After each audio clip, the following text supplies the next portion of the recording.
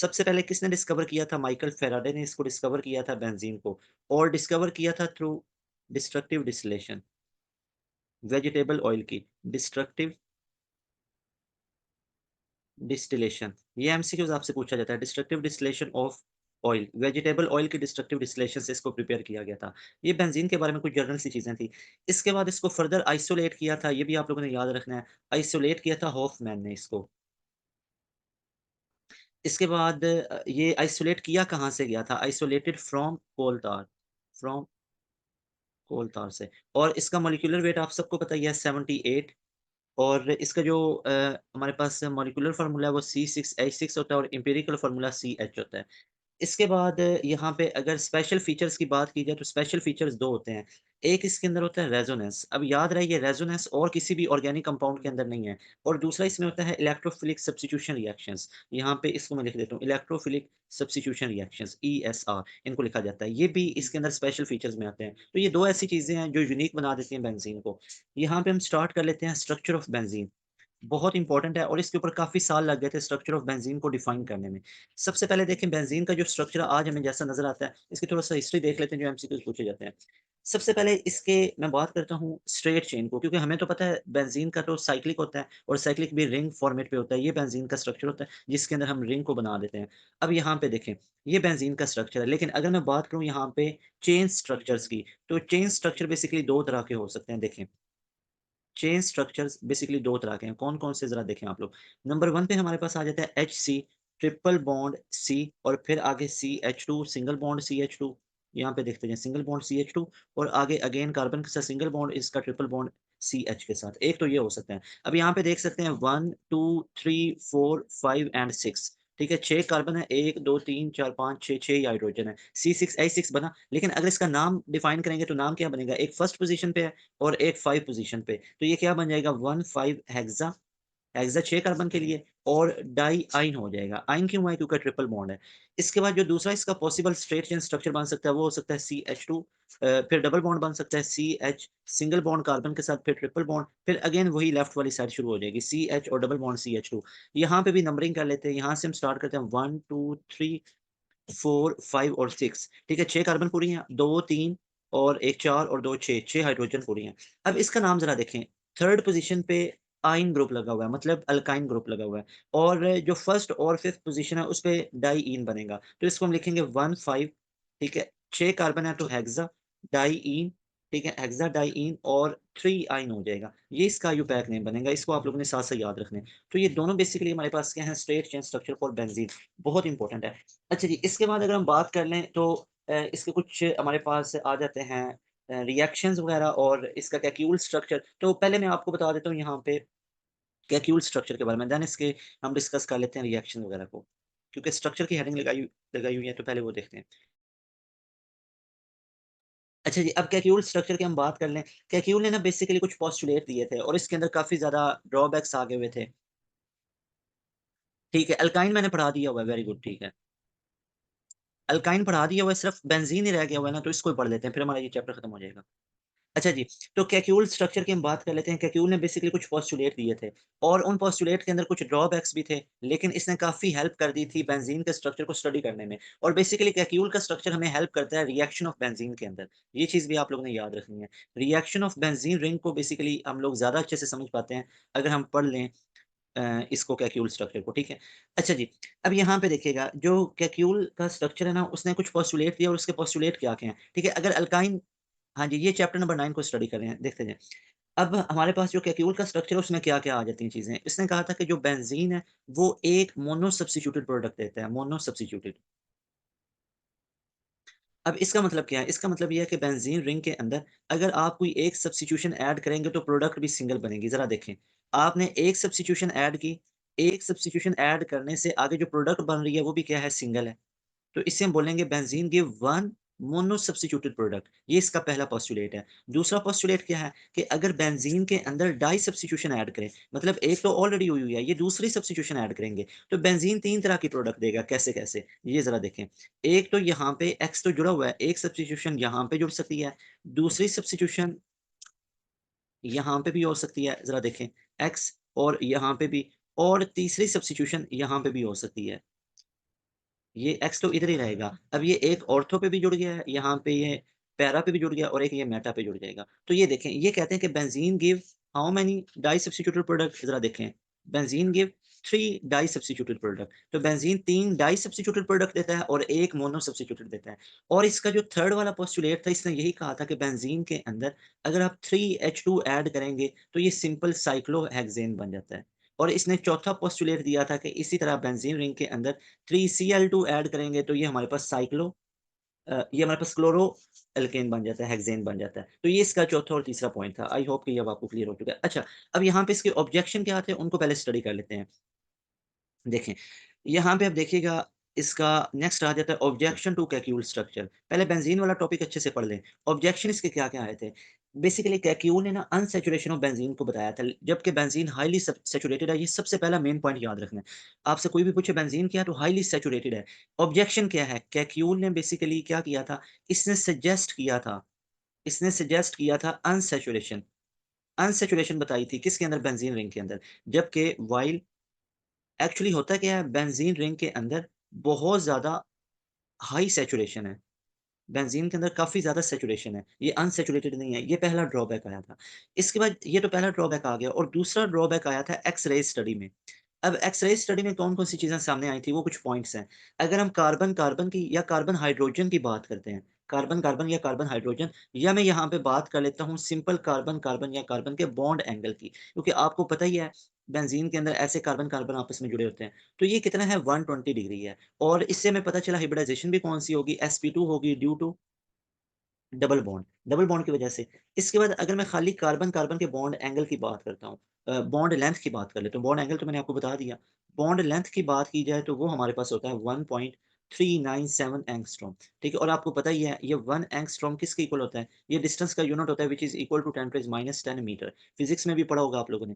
इसके बाद है, अगर हम बात कर लें कार्बन हाइड्रोजन के बॉन्ड लेंथ की, ठीक है? इसके बॉन्ड लेंथ की बात करें तो 1.09 एंगस्ट्रॉम है और ये बड़ी दफ़ा पेपर में पूछा भी जाता है। अच्छा, आई होप कि अब आपको कैक्यूल स्ट्रक्चर वगैरह फुल क्लियर हो चुका है। इसके बाद इम्पोर्टेंट चीज़ है, इसके स्ट्रक्चर के अंदर हिब्रिडाइजेशन कौन-सी होती है? तो एक्चुअली इसके अंदर जो हिब्रिडाइजेशन होती है वो अलग-अलग है तो sp2 है, लेकिन पेपर में आपसे वो ये वाला एमसीक्यूज़ नहीं पूछेगा कि बेंजीन के अंदर कौन-सी हिब्रिडाइजेशन है तो आप sp2 पे टिक लगा लेंगे। अब पेपर में एमसीक्यूज़ क्या आएगा वो ज़रा आप लोग देखें। पहली तो चीज़ आप लोग यहाँ पे हम देख लेते हैं structure of benzene ring. Benzene ring के स्ट्रक्चर में कौन-कौन सी चीज़ें हैं जिनको हमें मज़ीद याद रखना है। सबसे पहले आप लोगों ने याद रखना है कि सब की सब एंगल कितना है, 120 डिग्री, ठीक है? 120 एंगल है। अब ये 120 किस-किस के दरमियान है? भई ये 120 कार्बन-कार्बन में भी है और ये कार्बन-हाइड्रोजन, जिसको भी उठा के देखेंगे 120 का एंगल है। दूसरा आपने मेन पॉइंट याद रखना है, सिग्मा बॉन्ड भी है बेंजीन के अंदर, आप सब लोग जानते हैं। अब जो सिग्मा बॉन्ड है, वो बेसिकली किसके दरमियान है? पहले हम बात कर लेते हैं कार्बन-हाइड्रोजन के दौरान। आपको पता ही है, ये देखें यहाँ पे स्ट्रक्चर बना लेते हैं। ये हमारे पास बेंजीन का स्ट्रक्चर है ना, इधर कार्बन, इधर भी कार्बन है, फिर ये कार्बन है, इसी तरह यहाँ पे कार्बन, यहाँ पे कार्बन, इसी तरह एक इधर कार्बन और इधर 6 पूरा हो गया और यहाँ पे देखें एक ये वाला हाइड्रोजन है, एक यहाँ पे हाइड्रोजन है, एक यहाँ पे हाइड्रोजन है, एक यहाँ पे हाइड्रोजन है और ये 5वां और ये छठा हाइड्रोजन। अब आप सब लोग जानते हैं यहाँ पे ये वाला बॉन्ड सिग्मा बॉन्ड है, ये वाला बॉन्ड भी सिग्मा बॉन्ड है, ये वाला भी सिग्मा बॉन्ड है और यहाँ पे मतलब कार्बन और हाइड्रोजन का बॉन्ड बनता ही क्या है? सिग्मा। हाइड्रोजन तो बनाता ही सिग्मा बॉन्ड है क्योंकि हाइड्रोजन H1 है और ये क्या होता है 1s1, तो s के साथ होता ही सिग्मा बॉन्ड है। और इधर कार्बन-कार्बन का, और आपको ये भी पता है यहाँ पे अब डबल बॉन्ड लगेंगे, अल्टरनेटिव डबल बॉन्ड। यहाँ से स्टार्ट कर लेते हैं, फिर यहाँ पे आएगा और फिर यहाँ पे आएगा। तो ये डबल बॉन्ड है और इसमें पहला बॉन्ड सिग्मा बॉन्ड है, यहाँ पे भी एक ही बॉन्ड है और ये सिग्मा होगा, ठीक है? यहाँ पे एक बॉन्ड सिग्मा होगा, एक पाई होगा, यहाँ पे भी सिग्मा, यहाँ पे एक सिग्मा, एक पाई और यहाँ पे सिग्मा। तो हम बात कर लेते हैं सिग्मा बॉन्ड की, तो सिग्मा बॉन्ड एक होता है कार्बन हाइड्रोजन के दरमियान में, ठीक है?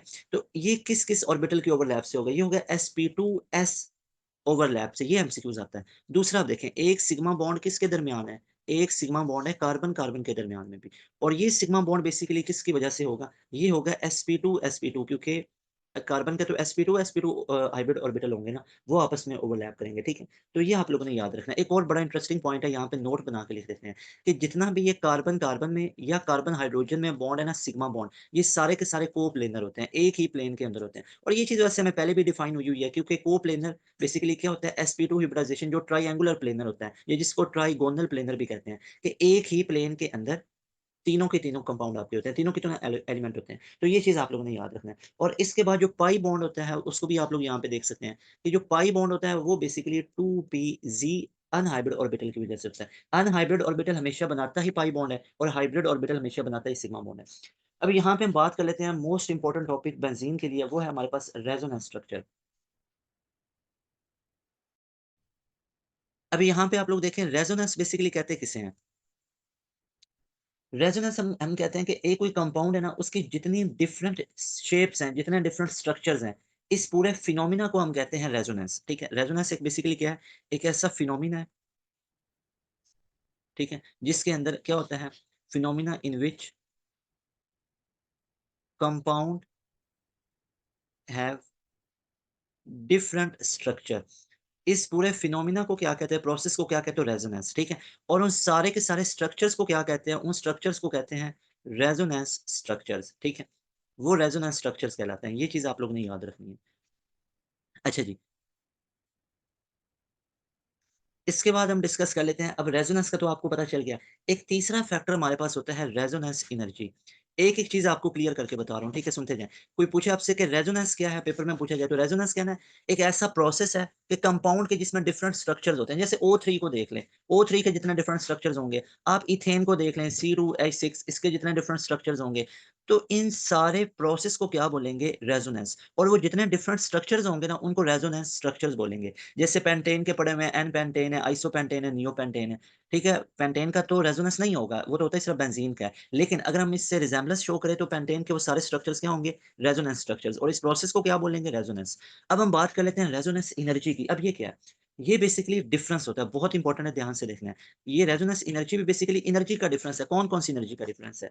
डिफरेंस बिटवीन, एक हमारे पास होती है actual heat of hydrogenation. Heat of hydrogenation का मतलब क्या होता है कि जब भी आप किसी एक कंपाउंड के अंदर हाइड्रोजन को ऐड करते हैं, नीचे लिख देता हूं, एडिशन ऑफ हाइड्रोजन। हाइड्रोजन को ऐड करना हाइड्रोजिनेशन है। जब हाइड्रोजन को ऐड करेंगे तो हीट इवॉल्व होगी ना, उससे हम कहेंगे एक्चुअल हीट ऑफ हाइड्रोजिनेशन। ठीक है, और दूसरा एंड, यानी difference between actual heat of hydrogenation and calculated heat of hydrogenation, इसे हम बेसिकली कहते हैं रेजोनेंस एनर्जी। अब यहाँ पे देखें, एक तो होती है हमारे पास कैलकुलेट की हुई, जो हमें नजर आ रहा होता है कि इतने कंपाउंड बने हैं, इतनी हीट इवॉल्व हुई होगी, और एक एक्चुअल में होती है। तो इसके दरमियान जितना डिफरेंस होता है, इससे हम कहते हैं रेजोनेंस एनर्जी। अब ये सारी चीजें तो इंपॉर्टेंट है, लेकिन ये इंपॉर्टेंट है 50%। आगे बहुत इंपॉर्टेंट चीज ये है, ये तो सारा आपको जितनी चीजें बताइए 50% इंपॉर्टेंट है।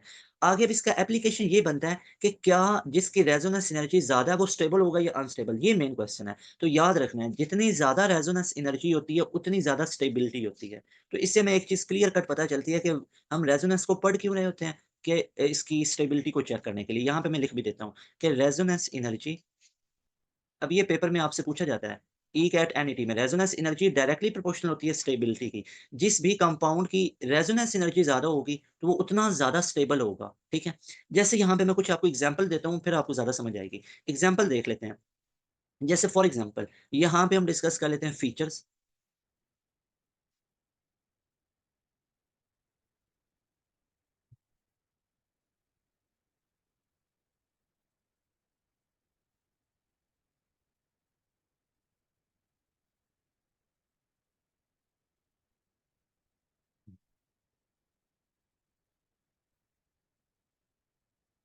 यहाँ पे फीचर्स, यहाँ पे हम डिस्कस कर लेते हैं फॉर एग्जाम्पल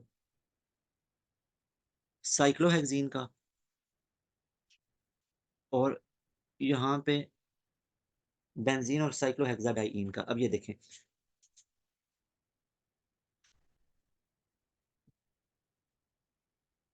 यहाँ पे हमारे पास कैलकुलेटेड हीट आ जाएगी, यहाँ पे एक्चुअल, और यहाँ पे डिफरेंस। जरा ध्यान से आप लोगों ने देखना है। सबसे पहले आप लोग देखें, यहाँ पे मैं मेंशन कर देता हूँ फीचर्स। ये आप लोगों का बोर्ड का टॉपिक भी कवर हो जाएगा। यहाँ पे हम लिख लेते हैं साइक्लोहेक्सीन। ठीक है, साइक्लोहेक्सीन। इसके बाद यहाँ पे लिख लेते हैं 1,3 साइक्लोहेक्साडाइईन, और यहाँ पे बेंजीन लिख लेते हैं। बेंजीन को क्या कहते हैं? 1,3,5 साइक्लो हेक्सा ट्राईइन। उसमें तीन ही डबल बॉन्ड होते हैं ना, तो ट्राईइन बनेगा। जरा आप देखें, यहाँ पे हम मेंशन कर लेते हैं अपने calculated calculated heat of hydrogenation. यहाँ पे हमने कर ली कैलकुलेटेड हीट ऑफ हाइड्रोजनेशन, और यहाँ पे हमने कर ली एक्चुअल हीट ऑफ हाइड्रोजनेशन, और यहाँ पे हमने कर ली डिफरेंस, और डिफरेंस को क्या कहते हैं, रेजोनेंस एनर्जी। ठीक है, यहाँ पे मैंने लिख ली डिफरेंस, रेजोनेंस एनर्जी, और ब्रैकेट में मैं लिख देता हूँ difference of energy. Difference of energy को ही कहते हैं ना रेजोनेंस एनर्जी। जरा आप देखते जाएं, सबसे पहले नंबर पे हमारे पास आ जाता है साइक्लोहेक्सीन। इसकी जो कैलकुलेटेड हीट ऑफ हाइड्रोजनेशन होती है दैट इज -19.5 किलो जाउल पर मोल, किलो जाउल पर मोल। इसके बाद हम बात कर लेते हैं 13 साइक्लोहेक्साडाइईन की। इसकी होती है -239 किलो जाउल पर मोल की। ठीक है, एग्जैक्ट वैल्यूज बता रहा हूँ, आपके सिलेबस में थोड़ी बहुत चेंज हो सकते हैं, लेकिन इधर जो मैं मेंशन कर रहा हूँ ये फुल एक्यूरेट है। -358 बेंजीन की होती है किलो जाउल पर मोल। अभी आपसे पेपर में पूछ सकते हैं बेंजीन की कैलकुलेटेड हीट ऑफ हाइड्रोजनेशन कितने, तो ये जुबानी याद होनी चाहिए। इसके बाद आ जाते हैं एक्चुअल में, तो ये जो साइक्लोहेक्सीन है ना, नहीं समझ आ रही तो ये देखें भाई, साइक्लोहेक्सीन में क्या होगा, सिंपल एक डबल बॉन्ड है। ठीक है, ये साइक्लोहेक्सीन है। इसके बाद क्या है, 13 साइक्लोहेक्साडाइईन। इसमें क्या होगा, दो डबल बॉन्ड होंगे, एक इधर, बात खत्म। इसके बाद 135 साइक्लोहेक्साट्राईन। इसमें क्या होगा, तीन डबल बॉन्ड होंगे, और तीन डबल बॉन्ड वाले को क्या बोला जाता है, बेंजीन। मेरे ख्याल में अब आपको क्लियर है। अब एक्चुअल में आ जाता है, तो साइक्लोहेक्सीन की एक्चुअल भी इतनी होती है, -119.5 किलो जूल पर मोल। ये अब आप लोगों ने याद रखना है। और इसके हमारे पास होती है -231.5 किलो जूल पर मोल। इसके बाद बेंजीन की बात की जाए तो ये -208 किलो जूल पर मोल। अच्छा जी, अगर रेजोनेंस एनर्जी की बात की जाए, रेजोनेंस एनर्जी होती क्या है? ज़रा देखें, difference between calculated and actual. ये देखें, difference between actual heat of hydrogenation and calculated, इसे कहते हैं ना रेजोनेंस। तो इन दोनों का डिफरेंस निकालें, इन दोनों का। पहले अब यहाँ पे देखें, इन दोनों का डिफरेंस निकालें, क्यों डिफरेंस है, नहीं है तो ज़ीरो। तो इसकी रेजोनेंस एनर्जी ज़ीरो है। तो क्या साइक्लोहेक्सीन एक स्टेबल हो गई या अनस्टेबल? Highly unstable. इसको हमने ये टाइटल दिया। अब ये पेपर में आता है, आपके सिलेबस पे नहीं लिखा हुआ है। अब आपको ये देखना पड़ता है, आता है ये बेंजीन के बारे में, कोई स्टेबल है, अनस्टेबल है, उसकी रीज़न क्या है? और इसकी बात की जाए, यहाँ पे अब कितना डिफरेंस आ रहा है, यहाँ पे आ रहा है 7.5 किलो जूल पर मोल का। इतना ज़्यादा ये भी डिफरेंस नहीं है, तो ये भी अनस्टेबल है। इसको भी लिख देते हैं, दैट इज़ अनस्टेबल। अब यहाँ पे डिफरेंस कितना आ रहा है, 150 किलो जूल पर मोल का। तो इसका मतलब है यहाँ पे डिफरेंस तो बहुत ज़्यादा है, और बेंजीन क्या है, एक हाईली स्टेबल है। अब मेरे ख्याल में अब आपको ये चीज़ क्लियर हो गई है। मुझे बताएं, ये रेजोनेंस वाला टॉपिक आपको फुल क्लियर हुआ है? सारे स्टूडेंट एक दफ़ा बता दें। अब आपको पता चल गया है, सिर्फ 2 स्टूडेंट को क्लियर हुआ है, बाकी स्टूडेंट सब एक्टिव होके बैठा करें, इन चीज़ों को ध्यान से समझा करें, ठीक है? अच्छा जी, तो यहाँ पे देखें, जितना ज़्यादा रेजोनेंस, हाँ, अब सबका आया, बिल्कुल ठीक। सारे अब यहाँ पे स्टूडेंट देखें कि जितना डिफरेंस आता है ना रेजोनेंस एनर्जी में, उतना कोई कंपाउंड उतना स्टेबल होगा या अनस्टेबल। यहाँ पे डिफरेंस कम आया तो ये अनस्टेबल, अगर डिफरेंस ज़्यादा होगा तो ये स्टेबल। अच्छा जी, इसके बाद हम नेक्स्ट मूव करते हैं। ये तो था हमारे पास सारे का सारा रेजोनेंस के बारे में। अब हम डिस्कस कर लेते हैं इसके रिएक्शंस को, जो लास्ट टॉपिक है, और उसके बाद ortho Meta para directing group की बात करेंगे। अच्छा जी, अब यहाँ पे हमारे पास बेसिकली आ जाते हैं इलेक्ट्रोफिलिक सब्स्टिट्यूशन रिएक्शन। अब यहाँ पे इलेक्ट्रोफिलिक सब्स्टिट्यूशन रिएक्शन से क्यों पढ़े जाते हैं? क्योंकि बेंजीन के अंदर हाई डिग्री ऑफ सैचुरेशन है, और बेंजीन हाईली स्टेबल है। अगर एक कोई चीज़ स्टेबल है तो वो रिएक्शन तो नहीं ना देगा, तो उसके अंदर सब्स्टिट्यूशन पॉसिबल होती है। अब यहाँ पे कुछ चीज़ें मैं आपको बता देता हूँ। आपने फ्रीडल क्राफ्ट रिएक्शन पढ़े हुए हैं। उनके अंदर क्या होता है, अल्काइलेशन भी होती है, एसाइलेशन होती है, उसके बाद आपने नाइट्रेशन भी पढ़ी है, सल्फोनेशन। इन सारे रिएक्शन को एक साथ पढ़ा जाता है बेसिकली, और ये सारे क्या होते हैं, इलेक्ट्रोफिलिक सब्स्टिट्यूशन। एग्जांपल इसकी क्या-क्या बनेंगी, सल्फोनेशन, एक बनेगी नाइट्रेशन, जो आप लोगों ने पढ़े हैं या आगे चल के पढ़ेंगे। इसके बाद आ जाते हैं फ्रीडल क्राफ्ट, और एक हमारे पास आ जाते हैं हैलोजिनेशन। तो ये 4 तरह के आते हैं, ठीक है? और इसके अंदर फ्रीडल क्राफ्ट के अंदर फर्दर 2 होते हैं, एक एसाइलेशन, जो फ्रीडल क्राफ्ट है इसमें एसाइलेशन, और एक आता है अल्काइलेशन। अच्छा जी, अब इनको हम बारी-बारी स्टडी करते हैं। अब इनमें से पेपर में क्या-क्या चीज़ें पूछी जाती है, वो भी मैं आपको बता देता हूँ। इसके बाद एक आपको जनरल सेंस उसका क्वेश्चन है कि पता होना चाहिए, जो ऑर्डर ऑफ रिएक्टिविटी होता है ना हैलोजन में, वो ये होता है, F2 ज़्यादा रिएक्टिव होता है, फिर क्लोरीन होती है, फिर ब्रोमीन है, और एंड पे आयोडीन होती है। इस चीज़ को भी आपने याद रखना है। अच्छा जी, अब हम बात कर लेते हैं इलेक्ट्रोफिलिक सब्स्टिट्यूशन रिएक्शंस की। कुछ इनकी जनरल बातें मैं आपको यहाँ पे लिख के दे देता हूँ, इलेक्ट्रोफिलिक सब्स्टिट्यूशन रिएक्शंस के बारे में। याद रखना आप लोगों ने। इसके अंदर सबसे पहले तो हम करते हैं एक इलेक्ट्रोफाइल को जनरेट। इलेक्ट्रोफाइल कहते हैं इलेक्ट्रॉन लविंग स्पीशी, और इलेक्ट्रॉन को कौन सी चीज़ अट्रैक्ट करेगी, जिसपे इट्सेल्फ पॉजिटिव चार्ज होगा। इसके बाद यहाँ पे बेंजीन रिंग के साथ अटैचमेंट होती है दूसरे स्टेप के अंदर, और तीसरे स्टेप के अंदर क्या होता है, एरिनियम आयन बनता है। ये बहुत इंपॉर्टेंट है, पेपर में ये आया हुआ भी है कि एरिनियम आयन की फॉर्मेशन किस में होती है, इलेक्ट्रोफिलिक सब्स्टिट्यूशन रिएक्शन में होती है, थर्ड स्टेप में जाके होती है। अच्छा, अब मैं आपको यहाँ पे ये सारे रिएक्शन बता देता हूँ। सबसे पहले हम बात कर लेते हैं यहाँ पे फ्रीडल क्राफ्ट। अब इसकी बात की जाए तो ये फर्दर आगे 2 तरह के होते हैं। एक है हमारे पास अल्काइलेशन, पहले हम बात कर लेते हैं अल्काइलेशन की। अब पेपर में देखते जाइएगा क्या-क्या चीज़ें आपसे पूछी जाएँगी। अब इस अल्काइलेशन के अंदर सबसे पहले आपको ये पता होना चाहिए कि बेंज़ीन रिंग के अंदर अगर एडिशन हो जाए अल्काइल ग्रुप की तो इसको क्या बोलते हैं? इसे हम बोलते हैं अल्काइलेशन। ये इसकी डेफिनिशन बन गई और इसके लिए हमें कौन से रिएजेंट यूज़ करना पड़ते हैं? अब देखते जाएँ। इसके लिए हमें जो रिएजेंट है वो हमें यूज़ करना पड़ता है अल्काइल हैलाइड आरएक्स, ये पहला एमसीक्यूज़। इसके बाद कैटालिस्ट कौन सा ऐड करेंगे? यहाँ पे जो कैटालिस्ट ऐड किया जाएगा वो होगा AlCl3, ठीक है? इसे हम कहते हैं एल्यूमीनियम क्लोराइड और इसे हम बोलते हैं लिविस एसिड। ये लिविस एसिड के तौर पे बिहेव करता है, ये चीज़ें भी याद रखनी है। इसके बाद हम बात कर लेते हैं इसके अंदर एक्चुअल में इलेक्ट्रोफाइल क्या होता है? वो होता है हमारे पास कार्बोकैटायन जिसको R पॉज़िटिव कहते हैं, ठीक है? एक्चुअल इलेक्ट्रोफाइल क्या होता है? कार्बोकैटायन जिसको हम क्या बोलते हैं? R positive. इसके बाद हम डिस्कस कर लेते हैं कि प्रोडक्ट क्या बनती है? प्रोडक्ट इसके अंदर अल्काइल बेंज़ीन बनेगी। प्रोडक्ट होगी अल्काइल बेंज़ीन। अच्छा जी, ये हमारे पास इसके बारे में हो गया अल्काइलेशन के बारे में। इसके बाद यहाँ पे हम डिस्कस कर लेते हैं एसाइलेशन के बारे में।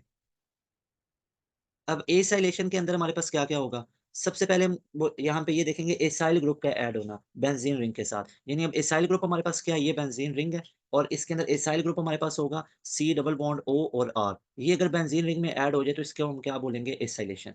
इसके अंदर आप लोगों ने याद रखना है जो रिएजेंट हम यूज़ करेंगे वो एसिड हैलाइड यूज़ करेंगे। जो रिएजेंट हम यूज़ करेंगे वो हम करेंगे एसिड हैलाइड। एसिड हैलाइड का क्या फ़ॉर्मूला होता है? RCOX, ये इसका फ़ॉर्मूला होता है, याद रखना है। इसके बाद हम देख लेते हैं कैटालिस्ट क्या ऐड करेंगे। अब फ्रीडल क्राफ्ट के अंदर आप सबको पता ही है कैटालिस्ट कौन-सा होता है? AlCl3। AlBr3 भी यूज़ किया जाता है, हमारे सिलेबस में AlCl3 है। अगर AlBl3 आ जाए तो बोथ ए एंड बी पे टिक लगाना है। अच्छा जी, इसके बाद हमारे पास जो इलेक्ट्रोफाइल है, एक्चुअल इलेक्ट्रोफाइल, वो एलिलियम आयन यूज़ किया जाता है। एलिलियम आयन और वो होता है RCO पॉज़िटिव, होगा तो पॉज़िटिव क्योंकि इलेक्ट्रोफाइल है और जो इसमें प्रोडक्ट बनेगी वो कौन-सी होगी वो फाइनल में देख लें। यहाँ पे जो प्रोडक्ट बनेगी वो हमारे पास बनेगी एसाइल बेंज़ीन, ठीक है? एसाइल बेंज़ीन और एसाइल बेंज़ीन को क्या बोलेंगे? कीटोन, ठीक है? मोस्टली कीटोन ही बनती है प्रोडक्ट। अब ये पेपर में ये भी बहुत दफ़ा आया हुआ है, एनईटी के अंदर ये क्वेश्चन है। अभी के प्रोडक्ट फॉर्म ये भी रिसेंटली क्वेश्चन है, आप देखेंगे ना तो ये आया हुआ था कि प्रोडक्ट कौन-सी बनती है? कीटोन बनती है एसाइलेशन में ऑफ बेंज़ीन। अच्छा जी, अब ये हमारे पास बन गया। अब हम बात कर लेते हैं नाइट्रेशन और सल्फ़ोनेशन की। नेक्स्ट है हमारे पास नाइट्रेशन। अब ये सारे के सारे हैं क्या रिएक्शन? नाइट्रेशन, फ्रीडल-क्राफ्ट, सल्फ़ोनेशन, ये सारे इलेक्ट्रोफिलिक सब्स्टिट्यूशन है। इसके अंदर अब आप देखते जाएँ कि सबसे पहले हमारे पास होता है रिएजेंट कौन-सा होगा? वो देखें। इसके अंदर रिएजेंट हम यूज़ करेंगे HNO3 और इसकी डेफिनिशन क्या बनेगी? बेंज़ीन रिंग के अंदर नाइट्रो ग्रुप का ऐड होना, इसे हम क्या बोलते हैं? नाइट्रेशन। ये नाइट्रेशन होता है। अच्छा जी, ये हमारे पास 2 पॉइंट हो गए। अब थर्ड पे हम ये डिस्कस करेंगे कैटालिस्ट कौन-सा ऐड किया जाएगा। अब इसके अंदर कैटालिस्ट बहुत इंपॉर्टेंट है, आप लोगों ने याद रखना है, H2SO4 सल्फ्यूरिक एसिड यूज़ किया जाता है। अच्छा जी, इसके बाद यहाँ पे हम देखते हैं कि एक्चुअल में इलेक्ट्रोफाइल कौन-सा यूज़ किया जाता है। इलेक्ट्रोफाइल होगा nitronium ion. Nitronium ion. Nitronium ion क्या होता है? NO2 positive. यानी ये एमसीक्यूज़ तो सबसे ज़्यादा दफ़ा रिपीट हुआ हुआ है, मोस्ट इम्पोर्टेंट है ये। पेपर में ये बहुत दफ़ा पूछा गया आपके ईकैट एनईटी में कि नाइट्रेशन के अंदर एक्चुअल इलेक्ट्रोफाइल कौन-सा होता है? और वो हमारे पास होता है अ, नाइट्रोनियम आयन NO2 पॉज़िटिव। अच्छा जी, इसके बाद अब हम डिस्कस कर लेते हैं इसके अंदर प्रोडक्ट क्या बनती है। अब प्रोडक्ट तो आपको पता है नाइट्रो ग्रुप बेंज़ीन के ऊपर लग जाएगा, तो नाइट्रो बेंज़ीन ही बनेगी, ये तो बहुत सिंपल है, नाइट्रो बेंज़ीन। चलें जी, अब हम डिस्कस कर लेते हैं लास्ट पे हमारे पास है सल्फ़ोनेशन वाला। Next one is sulphonation. अब देखें आपको कोई बुक रीडिंग की ज़रूरत नहीं पड़ रही है। जस्ट ये सारे पॉइंट्स को याद रख लें। अब ये कोई याद रखना मुश्किल तो नहीं ना, नाइट्रेशन में रिएजेंट कौन-सा होता है, डेफिनिशन क्या है, कैटालिस्ट कौन-सा है, इलेक्ट्रोफाइल कौन-सा प्रोडक्ट क्या है। अब देखें आपकी फिंगर टिप्स पे ये चीज़ें हो जाएँगी, कितना ईज़ी हो गया। कोई पूरी रीडिंग करने की ज़रूरत नहीं है, सारी चीज़ें देखेंगे। ये सारा मैं आपको इसका मेन बता रहा हूँ कॉन्सेप्ट और सारी उसके मेन सारे पॉइंट। मेन क्या है? ये वाले पॉइंट, इसके अलावा और कुछ भी नहीं है। रिएक्शन है वो आपको वैसे नहीं याद रखने इसके अंदर। अब सल्फ़ोनेशन के अंदर क्या होगा? सल्फ़ोनिक ग्रुप बेंज़ीन के अंदर ऐड हो जाता है। इसे हम कहते हैं सल्फ़ोनेशन। अच्छा जी, अब सल्फ़ोनिक ग्रुप बेसिकली क्या होता है? SO3H, पहले नंबर पे इसकी डेफिनिशन देख लें। ये बेंज़ीन रिंग है, इसके अंदर सल्फ़ोनिक ग्रुप SO3H, ठीक है? ये SO3H आपको पता है बनता कैसे है? ये SO3 ऐसे बनता है, सल्फ़र के यहाँ पे 6 इलेक्ट्रॉन इधर पूरे हो गए और एक ये अपना लोन पेयर इधर शेयर करता है, तो ये SO3H है और इसे हम बोलते हैं क्या है? सल्फ़ोनेशन बोलते हैं। सेकंड पॉइंट है, यहाँ पे रिएजेंट कौन-सा यूज़ करेंगे? रिएजेंट आप लोगों ने याद रखना है, हम यूज़ करते हैं H2SO4 और साथ में SO3 गैस यूज़ की जाती है। ये हमारे सिलेबस में कोई चीज़ें कम लिखी हुई हैं, आपने ये सारी चीज़ें याद रखनी है। इसके बाद कैटालिस्ट देख लें। कैटलिस्ट के अंदर अगेन सल्फ्यूरिक एसिड ही यूज़ किया जाता है, नाइट्रेशन में भी और सल्फोनेशन में भी। और एक्चुअल में इलेक्ट्रोफाइल कौन-सा होता है? इलेक्ट्रोफाइल इसके अंदर एक्चुअल में होता है SO3, SO3 होता है, ठीक है? और इसे हम कहते हैं सल्फर ट्राइऑक्साइड कहते हैं। और इसके बाद प्रोडक्ट क्या बनेगी? बेंज़ीन सल्फोनिक एसिड, यहाँ पे देखें। प्रोडक्ट क्या होगी? That will be benzene sulphonic acid, benzene sulphonic acid. I hope कि अब आपको ये सारी चीज़ें फुल क्लियर हो गई हैं। मैंने आपको बहुत ये शॉर्टली और स्मार्ट वे में ये चीज़ें बताई हैं, इंशाल्लाह आपको बहुत अच्छे से ये क्लियर हो जाएँगी। अच्छा जी, इसके बाद यहाँ पे अब देखना काफ़ी चीज़ें हमने डिस्कस कर ली हैं। अगर मैं आपको यहाँ पे ऑर्डर बताऊँ ना बेंज़ीन के अंदर कि ऑर्डर ऑफ जो रिएक्टिविटी है वो क्या होता है? एक यहाँ पे ऑर्डर बड़ा इंपॉर्टेंट है, वो मैं आपको बता देता हूँ। Order of reactivity.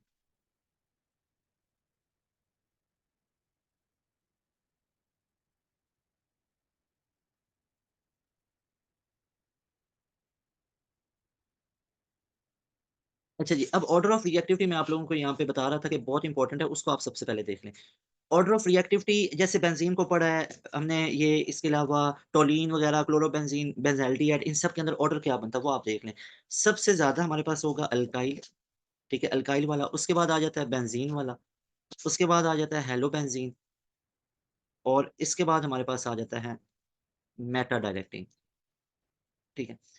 अब ये आप लोगों ने याद रखना है। अब अच्छा ये ऑर्डर तो आपने याद रख लिया, लेकिन यहाँ पे अब कुछ चीज़ें मैं आपको बताता हूँ। सबसे पहले देखें, हमारे पास बेंज़ीन क्या होता है ये देखें, ये हमारे पास बेंज़ीन का स्ट्रक्चर है, बेसिक्स आप लोगों ने पढ़ा हुआ है। ठीक है, नहीं पढ़ा अब याद रख लें। इसकी ये पोज़ीशंस होती हैं 1, 2, 3, 4, 5, 6। जो बेंज़ीन की ये वाली साइड होती है ना, इसको हम कहते हैं ऑर्थो। ये ऑर्थो ग्रुप है या ऑर्थो पोज़ीशन है। बेंज़ीन की ये ऑर्थो पोज़ीशन है और सिमिलरली इसको भी क्या बोलेंगे, ये भी हमारे पास ऑर्थो पोज़ीशन है। अगर बात की जाए 3 और 5 की, तो ये दोनों मेटा पोज़ीशंस हैं, ठीक है? ये भी मेटा पोज़ीशन है और ये भी मेटा पोज़ीशन है। अगर यहाँ पे बात की जाए 1 और 4 की, तो ये हमारे पास क्या है, दैट इज़ पैरा पोज़ीशन। अब यहाँ पे जो बेंज़ीन की ऑर्थो और मेटा पोज़ीशन है, ये दोनों 40% रिएक्टिव हैं। इसका मतलब क्या होता है? इसका मतलब ये होता है अगर कोई ग्रुप आके जुड़ेगा तो सबसे पहले वो ऑर्थो और मेटा को करेगा फ़ेवरेबल, ठीक है? फ़ेवर करेगा कि इधर अटैच होना चाहेगा। मतलब ऑर्थो भी अलग से 40% रिएक्टिव है और ये भी 40%, ठीक है? 80% हो गया। और पैरा पोज़ीशन कितने परसेंट होती है? 20% रिएक्टिव होती है, तो ये आप लोगों ने याद रखना है। अच्छा जी, अब इसके बाद हमारे पास आ जाते हैं इनके बारे में। अच्छा, अब इनमें वैकेंट पोज़ीशंस कितनी-कितनी आपको पता ही है, इसमें 2 हैं। मतलब ऑर्थो भी टोटल कितने होते हैं? ऑर्थो भी टोटल 2 होते हैं पोज़ीशंस। मेटा भी टोटल कितनी पोज़ीशंस होती हैं? 2। और पैरा पोज़ीशंस भी टोटल कितनी होती है? 2 होती हैं। ये अब आप लोगों ने याद रखना है इनको, ठीक है? अच्छा जी, अब हम इनको डिस्कस कर लेते हैं कि हमारे पास ऑर्थो, मेटा और पैरा डायरेक्टिंग ग्रुप कौन-कौन से होते हैं। सबसे पहले हम डिस्कस कर लेते हैं यहाँ पे ortho and para directing group. ठीक है? अब याद रखिएगा, ऑर्थो और पैरा डायरेक्टिंग ग्रुप्स का मतलब होता है, कुछ ऐसे ग्रुप्स होते हैं, कुछ ऐसे कंपाउंड होते हैं जो बेंज़ीन के सिर्फ़ ऑर्थो और पैरा पे ही जुड़ते हैं और किसी पे भी नहीं जुड़ सकते हैं। तो इसकी डेफिनिशन क्या होगी? Those groups that attach to, वो किस पे अटैच होंगे? Only ortho and para positions. ये ऑर्थो और पैरा पोज़ीशन पे अटैच होते हैं of benzene ring. Benzene ring के ऑर्थो पैरा पे अटैच होते हैं, ठीक है? अब इसके बाद और कौन-कौन सी इंपॉर्टेंट चीज़ें इनके बारे में हो सकती हैं? अब जो चीज़ें यहाँ पे मैं मेंशन करने लगा हूँ, आपके सिलेबस में ये कुछ चीज़ें नहीं होगी, इनको नोट डाउन कर लेना, ये आपको लेक्चर नोट्स ग्रुप के अंदर आ जाएँगे। इनके पास एबिलिटी होती है इलेक्ट्रॉन रिलीज़ करने की, इलेक्ट्रॉन रिलीज़िंग एबिलिटी होती है इनके पास। ये पहले नंबर पे, ये नहीं डोनेट कर सकते हैं, ये डोनेटिंग इलेक्ट्रॉन इनके पास एबिलिटी होती है। नंबर 3 पे हमारे पास होता है, ये एक्टिवेटिंग के तौर पे यूज़ किए जाते हैं। एक्टिवेटिंग, ये सारे के सारे एक्टिवेटिंग होते हैं, लेकिन हैलोजन नहीं होते, एक्सेप्ट हैलोजन। मतलब हैलोजन के अलावा बाकी सारे के सारे हमारे पास क्या होंगे? एक्टिवेटिंग होते हैं। अच्छा जी, इसके बाद क्या होता है, ये डेंसिटी को भी इंक्रीज़ करते हैं, ये भी याद रखना है। ये डेंसिटी को भी ऑफ बेंज़ीन रिंग उसको भी क्या करते हैं? इंक्रीज़ करते हैं। डेंसिटी भी इंक्रीज़ करते हैं। लास्ट पे हम देख लेते हैं एग्ज़ाम्पल्स कौन-कौन सी होगी। एक होती है ओएच हाइड्रॉक्सिल ग्रुप, भी एक ऑर्थो और पैरा डायरेक्टिंग है। मतलब अगर ओएच ग्रुप को बेंज़ीन में आप ऐड करेंगे, तो ओएच फ़ेवरेबल कहाँ पे अटैच होना चाहेगा? ओएच या तो बेंज़ीन की ऑर्थो पे अटैच होना चाहेगा, यानी या तो इधर ओएच ऐड होना चाहेगा या ये इधर ओ ऐड होना चाहेगा। इसी तरह यहाँ पे ऐड होना चाहेगा या यहाँ पे। यानी ये ऑर्थो और पैरा डायरेक्टिंग है ना, ठीक है? ओएच हो गया। इसके अलावा और भी बहुत ज़्यादा, जैसे एनएच2 है। इसके अलावा एक हमारे पास ओआर है। ये वाला ग्रुप बी। इसके अलावा हमारे पास आ जाता है एसएच ग्रुप, ये भी इधर होना चाहता है, ठीक है? और इसके बाद एक है हमारे पास OCO CH3, ये वाला भी हो सकता है। बल्कि आपको मैं काफ़ी बता देता हूँ, अल्काइल ग्रुप भी ऑर्थो पैरा होता है। इसके अलावा हैलोजन सारे, जैसे Cl हो गया, Br हो गया, जैसे फ्लोरीन हो गया, जैसे आयोडीन हो गया, और इसी तरह एक लास्ट पे देख लेते हैं NHCOR। तो ये सारे के सारे ग्रुप्स किधर अटैच होना चाहते हैं? ये ऑर्थो पे या ये पैरा पे। ऑर्थो एंड पैरा ग्रुप्स, ठीक है? ये ऑर्थो या पैरा पे होना चाहते हैं अटैच। इसके बाद हम यहाँ पे डिस्कस कर लेते हैं मेटा डायरेक्टिंग ग्रुप्स को। ये देखिए, मेटा डायरेक्टिंग ग्रुप्स। अब मेटा डायरेक्टिंग ग्रुप्स कौन-कौन से होते हैं? ऐसे ग्रुप्स जो मेटा पे अटैच होना चाहते हैं, ठीक है? और इनके पास कौन-सी एबिलिटी होती है? इलेक्ट्रॉन विथड्रॉइंग की, मतलब इलेक्ट्रॉन को निकालने की एबिलिटी होती है, दूसरे से विथड्रॉ करेंगे, ठीक है? उनकी क्या थी? इलेक्ट्रॉन डोनेट करने की, और इनकी क्या है? इलेक्ट्रॉन विथड्रॉ करने की, मतलब इलेक्ट्रॉन एक्सेप्ट करने की। मैं क्लियर करके बता रहा हूँ, कन्फ्यूज़ ना हो आप। इसके बाद ये डेंसिटी को क्या करेंगे? डेंसिटी को भी डिक्रीज़ करते हैं, और एक और इंटरेस्टिंग चीज़ है, ये बेंज़ीन की रिएक्टिविटी को भी कम करते हैं। रिएक्टिविटी को भी क्या करेंगे ऑफ बेंज़ीन रिंग, उसको भी ये क्या कर देते हैं? डिक्रीज़ करते हैं, और वो बेंज़ीन की रिएक्टिविटी को इंक्रीज़ करते हैं। इसके बाद यहाँ पे हम डिस्कस कर लेते हैं इनकी एग्ज़ाम्पल्स को। अब एग्ज़ाम्पल्स आप लोग देख लें कौन-कौन सी हो सकती हैं। एक तो हमारे पास NO2 आ जाता है, नाइट्रो ग्रुप बहुत इंपॉर्टेंट है। एक आ जाता है NR3, और ये N पे पॉज़िटिव चार्ज होगा यहाँ पे। और एक आ जाता है C double bond OR, C double bond O R. एक आ जाता है हमारे पास CHO कार्बोनिल ग्रुप वगैरह, और एक आ जाएगा COR ग्रुप, एक आ जाएगा CCl3 ग्रुप, एक आ जाएगा SO3H, और एक आ जाएगा CONH2। ठीक है, काफ़ी है मेरे ख्याल में। इन सबको हम क्या कहते हैं? इनको हम कहते हैं मेटा डायरेक्टिंग ग्रुप। लें जी, यहाँ पे आपका जो चैप्टर है हाइड्रोकार्बन वाला वो क्लियर हो जाता है। अब मैं आपको यहाँ पे क्लियर कट एक चीज़ बताना चाहता हूँ। सबसे पहले हमने क्या-क्या डिस्कस किया था? हमने ये डिस्कस किया था चैप्टर नंबर 7। हमने स्टार्ट किया था 12 केमिस्ट्री से, ठीक है ना? मैं आपकी एक लेआउट बना देता हूँ, आपकी कन्फ्यूजन दूर कर देता हूँ। 12 केमिस्ट्री का कौन-सा पोर्शन? ऑर्गेनिक। अब ऑर्गेनिक पोर्शन आपका बेसिकली है चैप्टर नंबर 7 से लेके चैप्टर नंबर 14 तक, ठीक है? जिसमें से हमने डन कौन-सा कर लिया हुआ है? डन हमारा हो गया हुआ है चैप्टर नंबर 7, और हो गया हुआ है चैप्टर नंबर 8, और हो गया चैप्टर नंबर 9।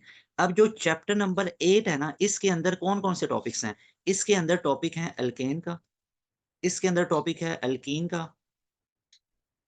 और इसके अंदर टॉपिक है अल्काइन का। अब मेरी बात सुन लीजिएगा आप पहले। और चैप्टर नंबर 9 में कौन-सा टॉपिक है? सिर्फ बेंज़ीन का। अभी आप देख सकते हैं, मैंने इन दोनों को मिला के करवाया है, चैप्टर 8 और 9 को, क्योंकि ये मिला के ही करवाने चाहिए, और इनको मिला के बोला क्या जाता है? हाइड्रोकार्बन्स। लेकिन अनफॉर्च्यूनेटली हमारे सिलेबस पे ना, पंजाब बोर्ड को उठा के देख लें, वहाँ पे लिखा हुआ है हाइड्रोकार्बन, और हाइड्रोकार्बन में से बेंज़ीन को अलग लिखा हुआ है। भई हाइड्रोकार्बन के अंदर बेंज़ीन होना चाहिए ना, क्योंकि ये इसके साथ अटैच है। तो ये बेसिकली हाइड्रोकार्बन में 4 चीज़ें आती हैं, एल्केन, एल्कीन, अल्काइन और एरीन्स आते हैं। एरीन्स ऐसी फैमिली है जिनके अंदर benzene as a functional group होता है। बेंजीन क्या है? बेसिकली एक फंक्शनल ग्रुप है, और ये जिसके अंदर बेंजीन फंक्शनल ग्रुप के तौर पे पाया जाए, ऐसे कंपाउंड को क्या कहते हैं? एरीन्स कहते हैं। ठीक है? अच्छा जी, लें जी, यहाँ तक अब हमारा डन हो चुका हुआ है। इंशाल्लाह अब जो हमारा लेक्चर नंबर 7 होगा, वो हमारा होगा अबाउट अल्काइल हैलाइड। अगर आप लोगों ने कोई लेक्चर मिस किया, अल्काइल मैंने आपको पूरा खत्म करवाया हुआ है। अगर आप लोगों ने कोई लेक्चर मिस किया हुआ है, तो वो आप लोगों को रिकॉर्डेड लेक्चर मिल जाएगा, वो आप सर बिलाल से डिस्कस कर सकते हैं। इसलिए तो मैं यहाँ पे चैप्टर नेम नहीं ना मेंशन कर रहा हूँ। देखिए, मैं यहाँ पे कोई चैप्टर नेम मेंशन करता हूँ, ये देखें। यहाँ पे तो मैं अपने वे से आपको बता रहा हूँ। ये देखना स्टार्ट में है। यहाँ पे कहीं पे मैंने चैप्टर नेम मेंशन किया हुआ है। यहाँ पे तो मैंने लेक्चर नंबर मेंशन किया हुआ है, और हेडिंग लगाई हुई है, टॉपिक वाइज़ आपको चीज़ें बता रहा हूँ। चाहे फेडरल है, चाहे आपका पंजाब बोर्ड है, ए लेवल है। तो वो इस तरह आप चीज़ें करते जाएँगे, आपको फुल अच्छे से क्लियर हो जाएगा।